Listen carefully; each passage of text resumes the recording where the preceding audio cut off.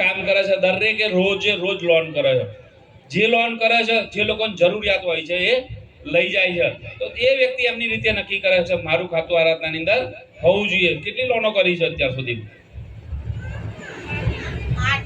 સરસ. તમે કેટલી લોનો કરી છે? સરસ. 8 લાખ પ્લસ ની લોન.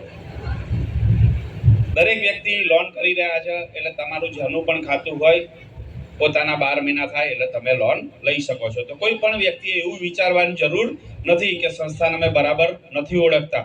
હેડ ઓફિસ અહીંયાથી નજીક જ છે, ધોળકાની અંદર. દર શનિવારે મીટિંગ હોય છે, તમે આવી શકો છો, જોઈ શકો છો, દરેક વસ્તુ સર્ચ કરી શકો છો. અને મંડળી તમારા પૈસા જેટલા લે છે એનાથી તો વધારે તમને લોન આપે છે. તો આપણે કોઈ બાબતની ચિંતા કરવાની જરૂર નથી. બરાબર છે? હવે મેં ખાતું તો ખોલાયું, મને સારું લાગ્યું. હું કઈ વસ્તુ સારું લાગશે ને તો 4 વ્યક્તિને કહીશ. મને સારું ના લાગે તો કોઈને કહું? હું ના કહું, ભૂલથી ના કહું. પણ આરાધનાનું ખાતું ખોલાયું, મને નાણાકીય જરૂર હતી, તો કંઈક જોઈએ તો મને મળી ગયું, તો હું કોઈને કહીશ કે કેમ? તો જે બી બેન, જે બી ભાઈ અહીંયા બેઠા છે, આપણે જે ફળિયું ગામ સોસાયટીની અંદર રહીએ છીએ ત્યાં 20-25 જણા ઓળખે છે કે નહીં આપણને? તો હું મારું જે બી કામ કરું છું, ખેતી, પશુપાલન, નોકરી, સાંજે મને થોડો ટાઈમ મળે તો હું કોઈને સમજાવી શકું કે આરાધનાનું ખાતું ખોલીને આ રીતે બચત કરી શકાય? સમજાવી શકાય કોઈ? તો આપણે આરાધનાની અંદર એડવાઇઝર બનીએ તો બહુ સારી આવક મળે છે. કે મારે કેટલા ખાતા કરવાના હોય છે એડવાઇઝર તરીકે? 20,000 ના ખાતા કરવાના હોય છે. તો ફળિયામાં 20-25 માણસો આપણને ઓળખે છે, તો મળી અને દરેકનું ખાતું ખોલી દેવાય. તો 20,000 ના ખાતા ખોલીએ તો પહેલા કમિશન કેટલું મળે છે? 20,000 રૂપિયા. અને દર મહિને કેટલા મળશે?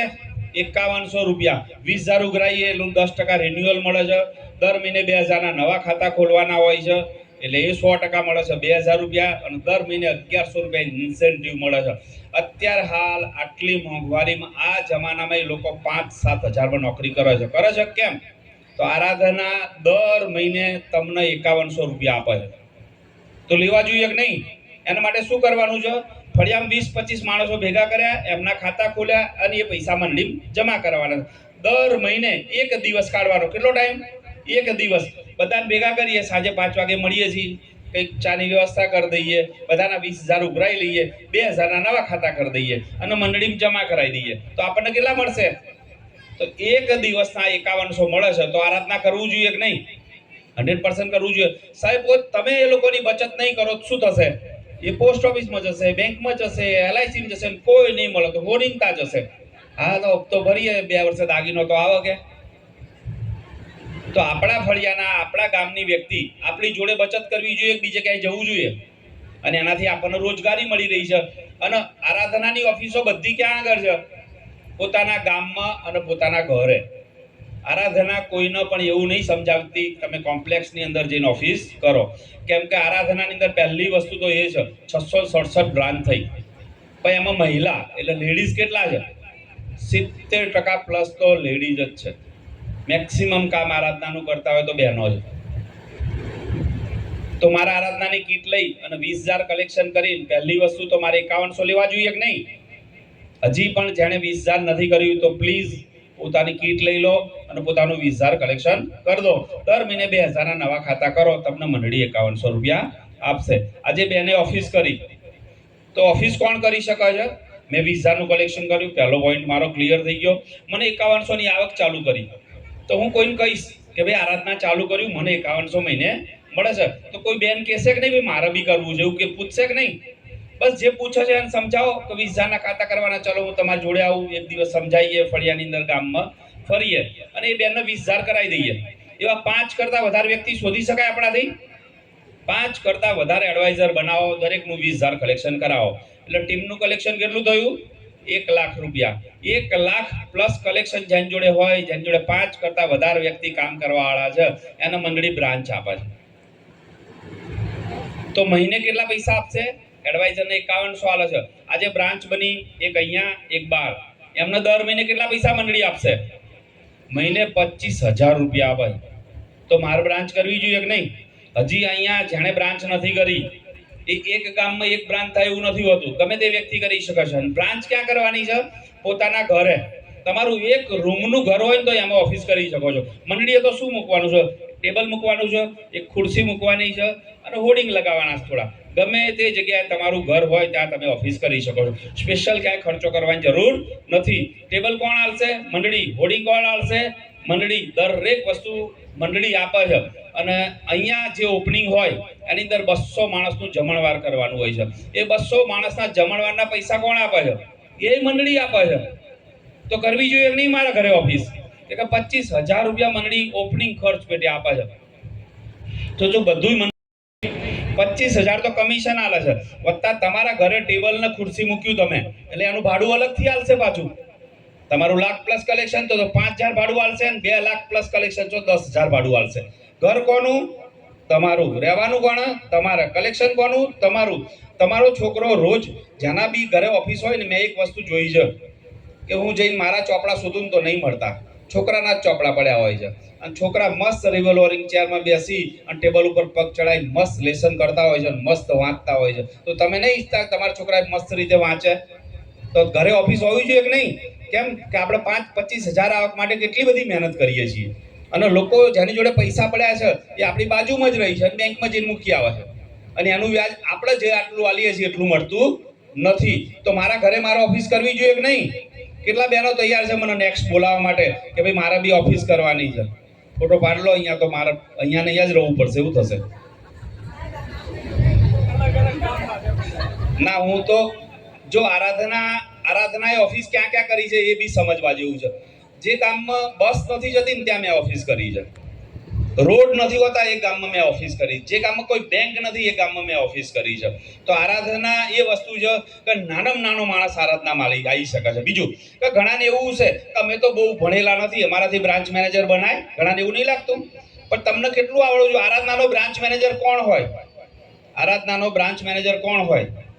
જે પોતાનું 20,000 કલેક્શન કરી શકે, 5 કરતા વધારે એડવાઇઝર બને. અને એજ્યુકેશન એટલે ભણતર કેટલું જોઈએ?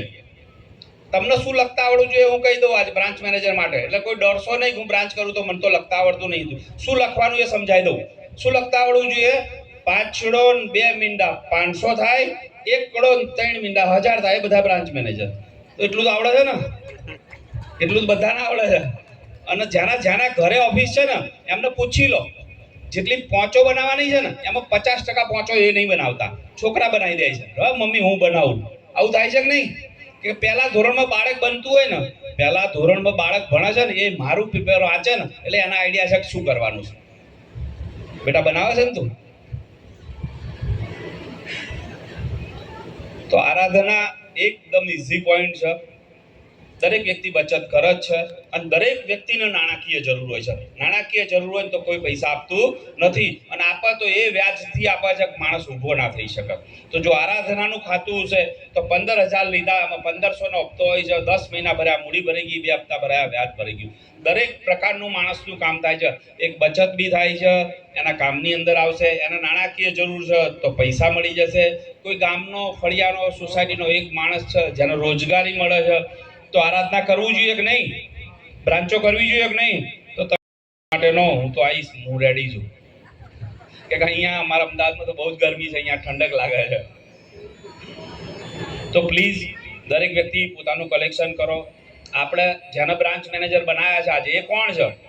આપણા ફળિયાના છે, આપણા ગામના છે, આપણા સોસાયટીના છે, જેને નાનું મોટું કામ પડી રહ્યું છે, અને એ આપણું હિત જ વિચારે છે કે નાણાકીય જરૂર પડશે તો એ આપણને હેલ્પ કરશે. તો 100% આપણા ઘરે ઓફિસ હોવી જોઈએ. કે ગામની અંદર બેંક છે, ત્યાં હું પૈસા ભરી આવું છું તો એનાથી બેનિફિટ કોને થાય છે? એમને થાય છે. આપણને શું થાય છે? તો મારા પૈસા, મારા ગામના, મારી સોસાયટીના પૈસા આપણો વેપાર કરવો જોઈએ કે નહીં? એ લોકો શાના માટે કરશે? કેમ કે એ અમદાવાદથી ગાડી લઈને આવશે ને રોજ લઈને જતા રહેશે. એનો કોઈ મતલબ ખરો? આપણને શું મળ્યું? આપણને એ સર્વિસ મળતી નથી. કે અહીંયાથી ઘણા માણસો હશે બેંકમાં લોન લેવા ગયા તો આપણને લોન મળી જાય છે? આ લાવો, પગાર સ્લીપ લાવો. કશું પગાર સ્લીપ નહીં ભાઈ. એ ઘેરે ભેંસ છે, કપાસ કર્યો છે, કાં તો બીજું કંઈ કર્યું છે, એનાથી વધારે કશું હોતું નથી. તો આપણે રોજ બેંકમાં આપીએ છીએ ત્યારે તો કશું માંગતા નથી. જ્યારે આપણે માંગીએ ત્યારે બધા પેપર માંગે છે. તો આ ઓકે છે? તો મારી બ્રાન્ચ હોવી જોઈએ કે નહીં? કે આરાધનાનું જેનું ખાતું છે, જેણે લોન લીધી છે, આરાધના કોઈ પેપર નથી માંગતું. ખાલી તમારું 500 રૂપિયાનું ખાતું હોવું જોઈએ, 12 મહિના થયેલા હોય તો લોન મળશે. બીજા કોઈ કાગળ જોઈતા નથી. તો પ્લીઝ આપણા ગામની અંદર બ્રાન્ચ થઈ છે તો દરેક વ્યક્તિ સપોર્ટ કરો. હજી પણ જાણે નથી ખાતું ખોલાયું પ્લીઝ પોતાનું ખાતું ખોલાવો અને નજીક નિયર બાય ઘરની બાજુમાં જ બ્રાન્ચ છે તો આપણને સર્વિસની અંદર દરેક બાબતની શાંતિ રહેશે. અને બીજી કોઈ પણ બાબતની મુશ્કેલી આરાધનાની અંદર નથી કે એણે સફળતાના 31 વર્ષ પૂરા કર્યા તો આપણા માટે સૌથી મોટું આ ગૌરવ હોવું જોઈએ. અને હવે તો ગામમાં ઘર આંગણે ઓફિસ આવી છે તો આપણે ક્યાંય દૂર જવાની જરૂર નથી. તો પ્લીઝ દરેક વ્યક્તિ દરેક બહેનોનો ભાઈઓનો સપોર્ટ કરજો અને પોતાની બ્રાન્ચ બહુ જ સરસ બનાવો. હું એવું પ્લાનિંગ કરું છું કે અહીંયા બ્રાન્ચ તો બની છે ને વધારે બ્રાન્ચો બને, આસિસ્ટન્ટ બી બને અને અહીંયા કોર્પોરેટ ઓફિસ બી થાય એટલે દરેક પ્રકારની અહીંયા સર્વિસ મળી શકે. Okay, thank you.